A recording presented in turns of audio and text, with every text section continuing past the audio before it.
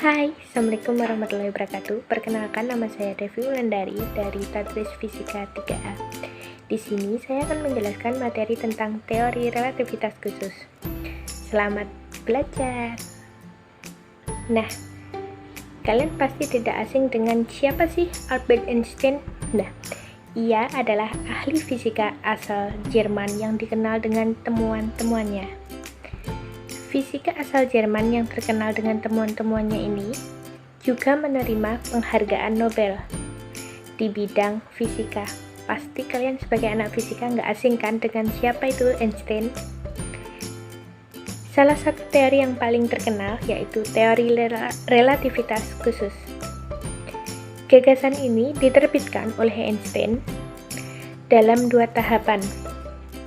Yang pertama, ia menerbitkan teori relativitas khusus pada tahun 1905. 10 tahun kemudian, barulah teori relativitas khusus umum dipublikasikan. Teori ini menjadi salah satu pedoman ilmuwan lain dalam mengembangkan bom atom. Walaupun Einstein tidak pernah berpikir teorinya dapat digunakan sebagai senjata. Dengan hal ini, teori relativitas khusus didasarkan pada 2 postulat yang Einstein hasilkan, yaitu sebagai berikut. 1. Hukum fisika dapat dinyatakan dalam bentuk matematis yang sama meskipun diamati dari kerangka acuan yang bergerak dengan kecepatan tetap terhadap kerangka acuan lain. Yang kedua, kelajuan cahaya dalam ruang hampa adalah konstan. Untuk semua pengamat, tidak bergantung pada gerak cahaya maupun pengamat.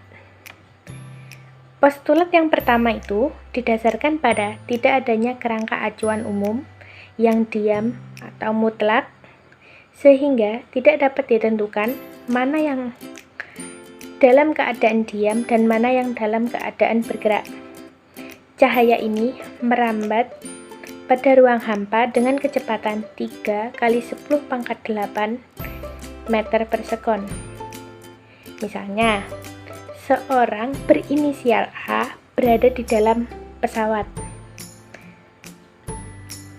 dan seorang berinisial B berada di bumi. Dari sudut pandang si A yang berada di dalam pesawat diam pada suatu tempat dan permukaan bumilah yang bergerak. Sedangkan dari sudut pandang si B yang berada di permukaan bumi, tempat dia berpijak itu tetap diam, sedangkan pesawat yang berisikan si A ialah yang bergerak. Sedangkan untuk yang postulat kedua menyatakan bahwa kecepatan cahaya C itu adalah konstan, tidak bergantung pengamat yang mengukur dari kerangka acuan inersianya. Segala pengukuran harus dibandingkan dengan kecepatan cahaya dan tidak ada kecepatan yang lebih besar dari kecepatan cahaya. Nah, berdasarkan kedua postulat tersebut, Einstein mengatakan bahwa tidak ada benda bermassa yang dapat menempuh atau menyamai kecepatan cahaya. Teori relativitas ini menyebabkan perubahan persepsi terhadap hal-hal yang kita alami tiap harinya, seperti relativitas terhadap kecepatan dalam waktu, seperti lagi kontraksi Lorentz, serta relativitas massa dan energi. Nah, selanjutnya, kita akan membahas tentang relativitas kecepatan.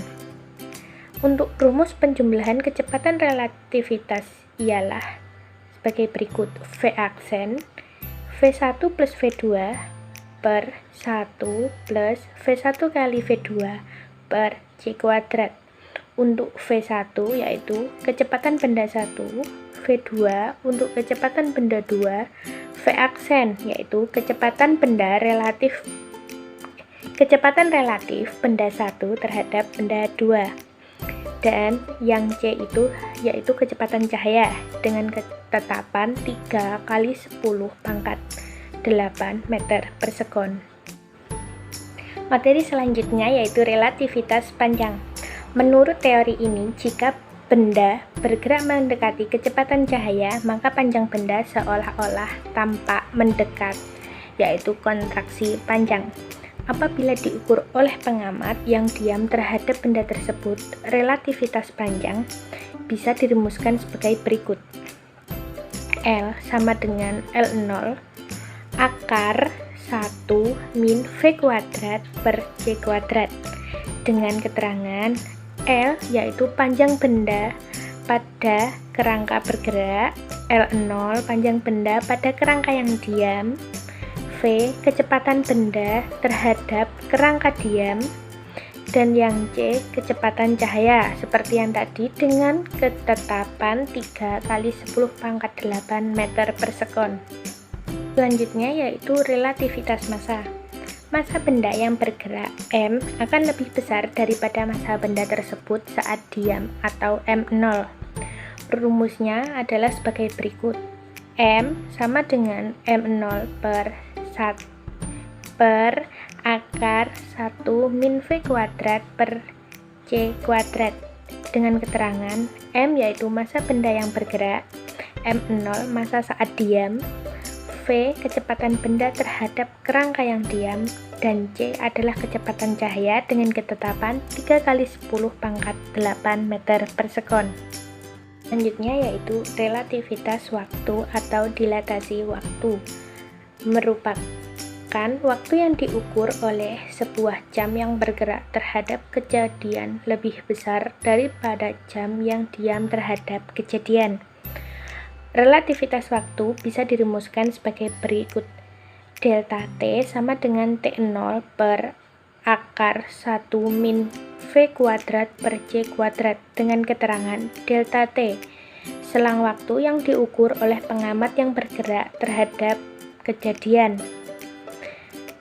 Delta T0 selang waktu yang diukur oleh pengamat yang diam terhadap kejadian. V kecepatan benda terhadap kerangka diam, dan yang terakhir adalah C yaitu kecepatan cahaya 3 kali 10 pangkat 8 meter per sekon. Itu adalah ketetapannya. Selanjutnya yaitu kesetaraan massa dan energi. Menurut Einstein, jika terjadi penyusutan massa, maka akan timbul sebuah energi. Hal ini menunjukkan bahwa adanya kesetaraan massa dan energi. Benda yang diam maupun yang bergerak itu memiliki energi. Energi dari benda yang diam dan saat bergerak atau energi total dapat dirumuskan sebagai berikut. E0 sama dengan M0 kali C kuadrat. Ada lagi E sama dengan M kali C kuadrat, yaitu M0 kali C kuadrat dibagi akar 1 min V kuadrat per C kuadrat. Sementara itu, hubungan antara energi total, energi diam, dan energi kinetik adalah sebagai berikut. E sama dengan E0 plus EK. Untuk EK sendiri, yaitu rumusnya M0 dikali C kuadrat per akar 1 min V kuadrat per C kuadrat min M0 kali C kuadrat. Di sini dengan keterangan E0 energi diam, E itu energi total, M0 massa benda saat diam, M massa benda saat bergerak, V kecepatan benda terhadap kerangka yang diam meter per sekon, EK itu untuk energi kinetik, dan terakhir adalah C kecepatan cahaya. Selanjutnya yaitu momentum relativistik. Tiap benda yang bergerak dengan kecepatan V memiliki momentum linier yang berbanding lurus dengan massa dan kecepatannya. Momentum suatu benda bergerak dengan kecepatan mendekati kecepatan cahaya C akan mengalami perubahan dalam momentum tersebut. Mengapa demikian? Karena mengalami gejala relativitas. Berikut adalah rumus dari momentum relativitas, yaitu P sama dengan M kali V, yaitu M0 kali V per akar 1 min V kuadrat per C kuadrat. Ada lagi E kuadrat sama dengan E0 kuadrat plus P dikali C dikuadratkan dengan keterangan P momentum relativistik, M0 masa benda saat diam, E energi total, E0 adalah energi diam, V adalah kecepatan benda terhadap kerangka yang diam, dan C adalah kecepatan cahaya, seperti yang diketahui dengan ketetapan 3 kali 10 pangkat 8 meter per sekon. Habis ini kita akan mencoba mengerjakan contoh soal tentang teori relativitas. Sebelum ke contoh soal, sedikit tentang teori relativitas umum.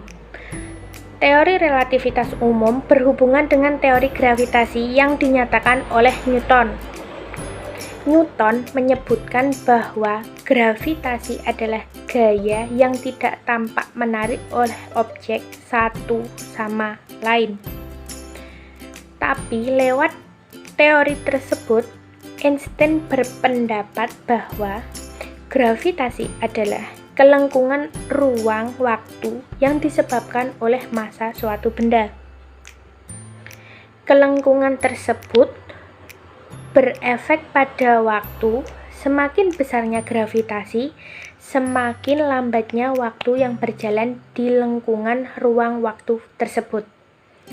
Nah, selanjutnya kita akan mencoba mengerjakan contoh soal tentang teori relativitas khusus. Contoh soalnya, seperti dari gambar tersebut dapat dilihat, seorang astronot yang memiliki saudara kembar pergi ke ruang angkasa pada umur 32 tahun menggunakan pesawat luar angkasa yang melaju dengan kecepatan hingga mencapai 80% kecepatan cahaya. Astronot tersebut kembali ke bumi pada saat itu saudara kembarnya sudah berumur 44 tahun. Berapakah umur dari saudara kembarnya menurut astronot yang baru kembali ke bumi? Selanjutnya yaitu pembahasan dari soal yang tadi. Dari soal yang tadi diketahui V itu 0,8C. Karena pernyataannya adalah menurut si astronot, maka astronot merupakan kerangka yang diam. Sedangkan saudara kembarnya yang tinggal di bumi sebagai kerangka yang bergerak terhadap pesawat luar angkasa. Maka dapat dihitung untuk delta T-nya yaitu 44 tahun dikurangi 32 tahun, ketemunya nanti 12 tahun. Sehingga di sini kita menggunakan rumus dari dilatasi waktu, yaitu delta T sama dengan delta T0 per akar 1 min V kuadrat per C kuadrat. Delta T-nya tadi ketemu 12 dimasukkan, V-nya tadi ketemu 0,8 dimasukkan. 12 sama dengan delta T0 per akar 1 min 0,8 dikuadratkan per C kuadrat. Ketemu lagi 12 per delta T0 per 1 akar 1 min, tadi dikerjakan dulu, ketemunya nanti adalah 0,64. Selanjutnya 12 sama dengan delta T0 per 0,6 dari hasil akar yang tadi. Selanjutnya akan ketemu nilai dari delta T0. Delta T0 nya akan ketemu 7,2 tahun. Selanjutnya, jadi menurut astronot, umur saudara kembarnya seharusnya hanya bertambah usia sebesar 7,2 tahun untuk delta T0, bukan sebanyak 12 tahun delta T. Sehingga menurut astronot, umur saudara kembarnya baru berusia 32 tahun ditambah 7,2 tahun. Untuk hasil umurnya yaitu 39,2 tahun. Sekian dari saya, sedikit materi tentang teori relativitas. Apabila banyak salah dan keliru, mohon maaf. Sekian, wassalamualaikum warahmatullahi wabarakatuh. Bye-bye.